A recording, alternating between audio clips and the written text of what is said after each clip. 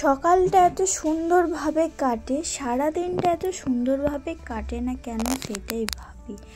সকালে যখন ঘুম থেকে উঠি পরিবেশটা দেখে মনটা পুরো জুড়িয়ে যায়, আর সারা দিনটা কিন্তু তার থেকেও বাজে কাটে। এরকমই হয় জানো তো। চলো, হ্যালো বন্ধুরা, তোমাদের সবাইকে সুপ্রভাত জানাই। আমার একটি ব্লগে তোমাদের সকলকে স্বাগত জানাই। এখন বাজে প্রায় 6টার মতন, আর আমি ঠাকুর ঘরে চলে এসেছি।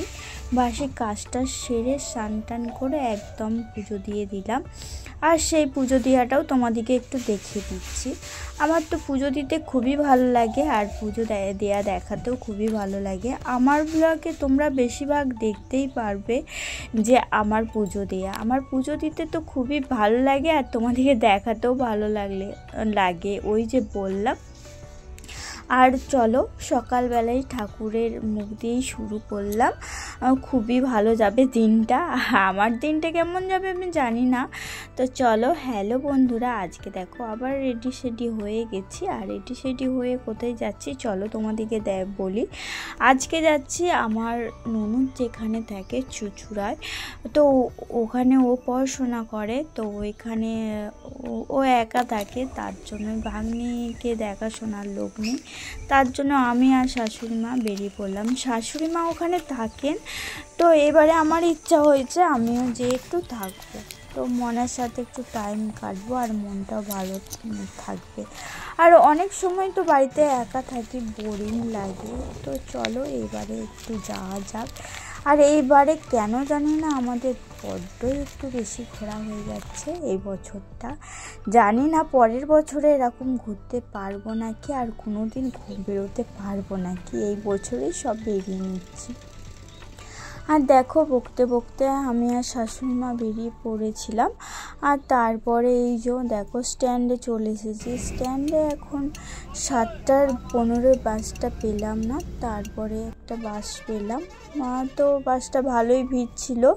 কিছুক্ষণ পরে আমি একটা সিট পেলাম, আমাকে একটা দাদা ভাই সিটটা ছেড়ে দিলেন। আমার মুখটা দেখে কেন জানি না মনে হচ্ছিল আমি অসুস্থ, তো তার জন্যই আমাকে সিটটা ছেড়ে দিলেন। আর তিনি কিছুক্ষণ আগে নেমে পড়লেন। হ্যাঁ, কাকু খুবই ভালো ছিল। আর আমার শরীরটা খুবই খারাপ, অসুস্থ, অনেকটা অসুস্থ নয়, যে একটুখানি।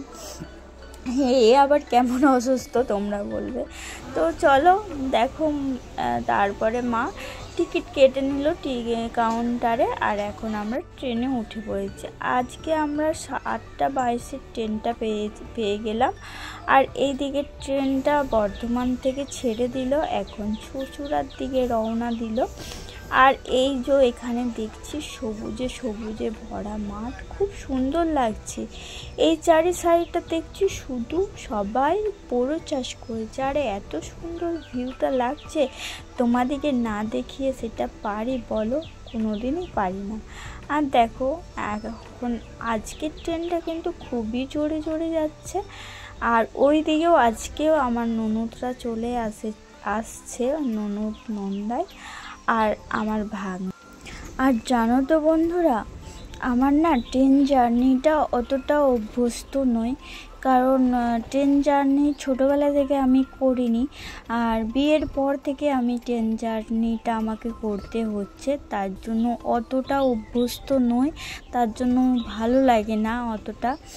তো চলো, এখন অভ্যস্ত হয়ে গেছি। আর আস্তে আস্তে যে ট্রেনের ভিড় থাকে, অতটা শরীরটা আরও খারাপ করে এরকম মনে হয়।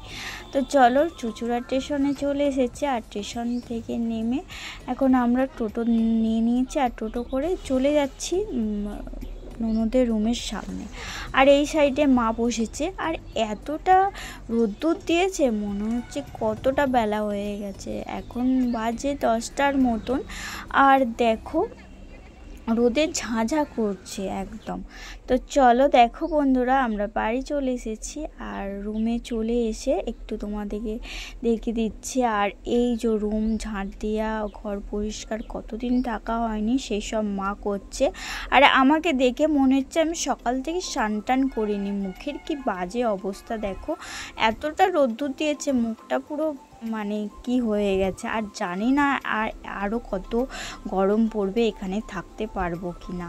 তো চলো একটু ফ্রেশ ট্রেশ হয়ে এখানে ঝটাপট রান্নাটা চাপিয়ে দিয়েছি, কারণ ননদ এসে ও কলেজ যাবে, আর কলেজ গেলে ও খাওয়া দাওয়া করে যাবে। সকাল থেকে সেরকম কিছু খাওয়া দাওয়া হয়নি, এই রান্না টান্না করে সবাই একসাথে খেয়ে নেব। আজকে হবে ভেন্ডি আলুর তরকারি টমেটম দিয়ে, একদম টক টক, আর তার মসুর ডাল। আজকে এই রকমই মানে বাজার টাজার করা হয়নি, এই যা ছিল এই রান্না করা হবে। আর দেখো রান্না হয়ে গেছে, এখানে আমরা সবাই মিলে খেতে বসেছি। এটা ননদ নিয়ে এসছে কি ফুল, তেতো ফুল, তো এটা পরে তোমাদেরকে নাম জানিয়ে দেবো। আলু দিয়ে ভাজা হয়েছে আর কুমড়ো ভাতে, খুবই ভালো। আর এইদিকে দেখো লাল লাল ঝাল ঝাল একদম ভেন্ডি আলুর তরকারি, আর এইদিকে হচ্ছে মসুর ডাল। চলো খেয়ে নিই। আজকের ব্লগটা এখানে শেষ করলাম, আবার একটি পরবর্তী ব্লগ নিয়ে চলে আসবো। ততক্ষণের জন্য তোমরা ভালো থেকো, আজকের মতন টাটা।